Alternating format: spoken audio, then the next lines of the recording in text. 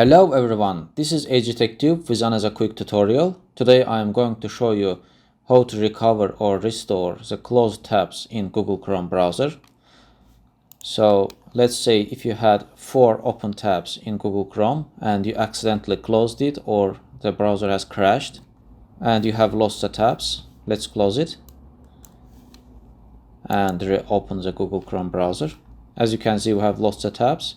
If you want to recover these tabs, right click on this area where the tabs is located, right click and press on reopen closed window, or you can just click on the keyboard Ctrl Shift and T key combo. So press reopen closed window, and as you can see, it has restored all the closed tabs.